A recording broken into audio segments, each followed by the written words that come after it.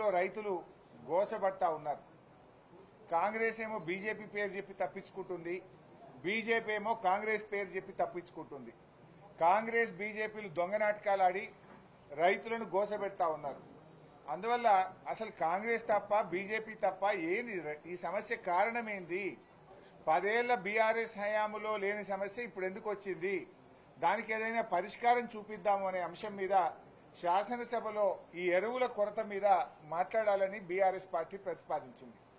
ఈ 2 అంశాలు తప్పకుండా తీసుకోవాలని చెప్పి మేము కోరాం. వీటితో పాటు అనేక సమస్యలు, గ్రామాల్లో పారిశుధ్య నిర్వహణ సరిగా లేక మలేరియా, డెంగ్యూ, వైరల్ ఫీవర్స్తో ప్రజలు బాధపడతా ఉన్నారు.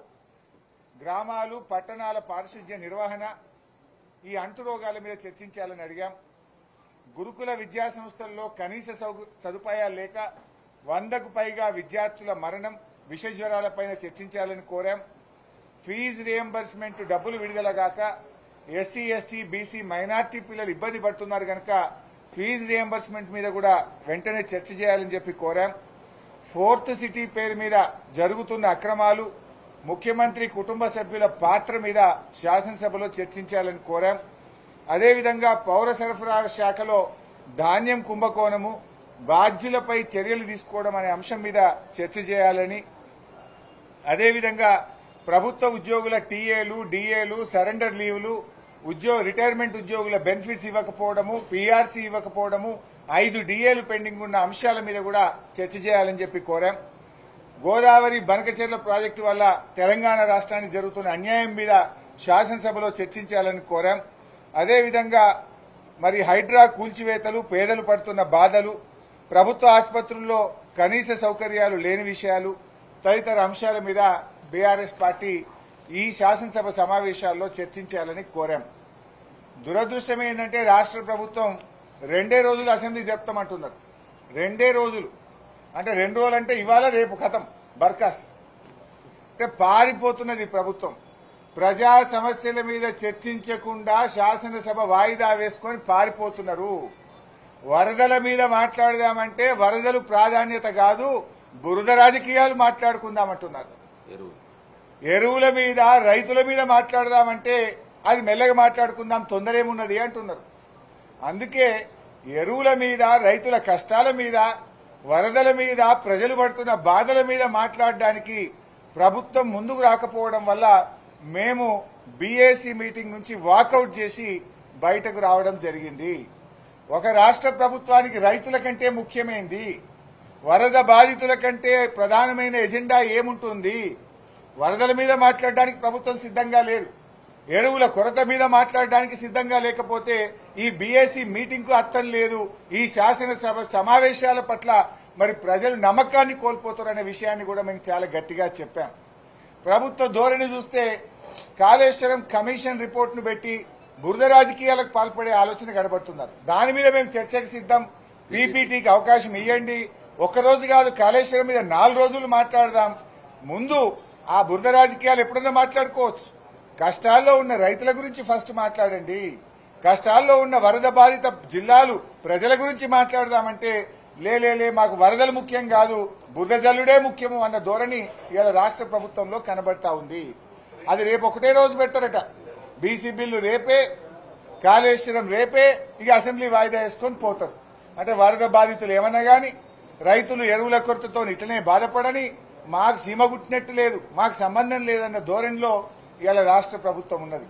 సో ప్రధాన ప్రతిపక్షంగా ఈ ప్రభుత్వం యొక్క వైఖరికి నిరసనగా, మీరు ఎరువుల మీద చర్చించడానికి ముందుకు రానందుకు నిరసనగా, వరద బాధితుల్ని ఆదుకోవడం విషయంలో చర్చించడానికి ముందుకు రానందుకు నిరసనగా మేము సభ నుంచి వాకౌట్ చేశాం. సభ కనీసం 15 రోజులు జరపాలి కదా, ఏది పెడతారో కూడా చెప్తలేరు.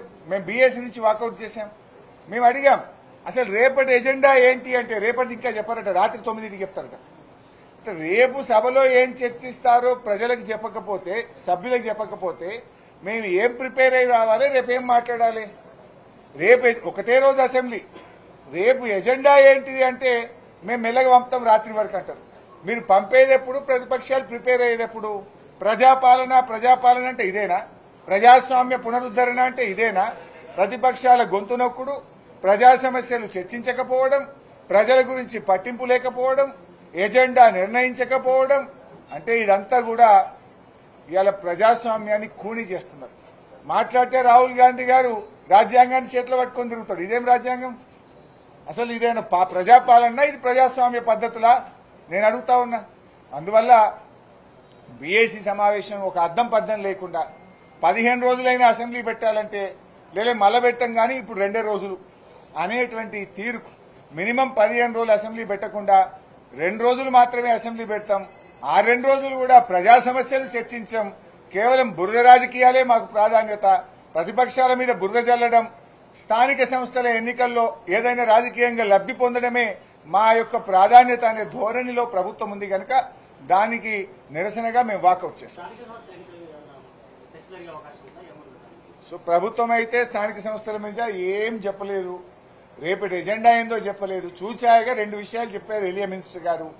ఒకటి, కమిషన్ రిపోర్ట్ అసెంబ్లీలో పెడతాం, బీసీ బిల్లు పై అసెంబ్లీలో పెడతామని చెప్పారు. మరి ఎన్ని రోజులు సభ జరుపుతారంటే 2 రోజులు అన్నాడు. మరి ఇలా అయిపోయింది, రేపు 1 రోజు. ఆ 2 రోజులు మరి మళ్ళా ఎట్లనండి? ప్రజా సమస్యలు ఉన్నాయి కదా, ఎరువులు ఉన్నాయి కదా, యూరియా ఉంది కదా, బురద రాజకీయాలు ఎప్పుడైనా చేసుకోవచ్చు. మనం ఎరువుల మీద రేపు మాట్లాడదాం. బీజేపీ వాళ్ళు ఇస్తలేరంటున్నారు కదా ఎరువులు. అసలు బీజేపీ వాళ్ళు ఇస్తలేరా? ఇది కాంగ్రెస్ వైఫల్యమా? ఎట్లా ఇది పరిష్కరిద్దామో అసెంబ్లీలో మాట్లాడదాము అన్నాం. దానికి సిద్ధంగా లేరు. They are not prepared to discuss in the assembly. BJP వాళ్ళు కాంగ్రెస్ వాళ్ళ పేరు చెప్పి తప్పించుకుంటారు, కాంగ్రెస్ వాళ్ళు బీజేపీ వాళ్ళ పేరు చెప్పి తప్పించుకుంటారు. ఇద్దరు కలిసి రైతుల ఉసురు పోసుకుంటున్నారు. That's way we have boycotted from BSC meeting.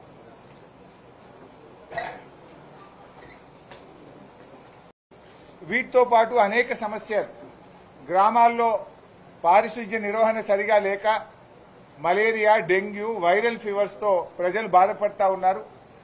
గ్రామాలు, పట్టణాల పారిశుధ్య నిర్వహణ, ఈ అంటు రోగాల మీద చర్చించాలని అడిగాం. గురుకుల విద్యా సంస్థల్లో కనీస సదుపాయాలు లేక 100కు పైగా విద్యార్థుల మరణం, విష జ్వరాలపైన చర్చించాలని కోరాం. ఫీజు రియంబర్స్మెంట్ డబ్బులు విడుదలగాక ఎస్సీ, ఎస్టీ, బీసీ, మైనార్టీ పిల్లలు ఇబ్బంది పడుతున్నారు కనుక ఫీజు రియంబర్స్మెంట్ మీద కూడా వెంటనే చర్చ చేయాలని చెప్పి కోరాం. 4th సిటీ పేరు మీద జరుగుతున్న అక్రమాలు, ముఖ్యమంత్రి కుటుంబ సభ్యుల పాత్ర మీద శాసనసభలో చర్చించాలని కోరాం. అదేవిధంగా పౌర సరఫరాల శాఖలో ధాన్యం కుంభకోణము, బాధ్యులపై చర్యలు తీసుకోవడం అనే అంశం మీద చర్చ చేయాలని, అదేవిధంగా ప్రభుత్వ ఉద్యోగుల టీఏలు, డిఏలు, సరెండర్ లీవ్లు, రిటైర్మెంట్ ఉద్యోగుల బెనిఫిట్స్ ఇవ్వకపోవడము, పీఆర్సీ ఇవ్వకపోవడము, 5 డిఏలు పెండింగ్ ఉన్న అంశాల మీద కూడా చర్చ చేయాలని చెప్పి కోరాం. గోదావరి బనకచెర్ల ప్రాజెక్టు వల్ల తెలంగాణ రాష్ట్రానికి జరుగుతున్న అన్యాయం మీద శాసనసభలో చర్చించాలని కోరాం. అదేవిధంగా మరి హైడ్రా కూల్చివేతలు, పేదలు పడుతున్న బాధలు, ప్రభుత్వ ఆసుపత్రుల్లో కనీస సౌకర్యాలు లేని విషయాలు తదితర అంశాల మీద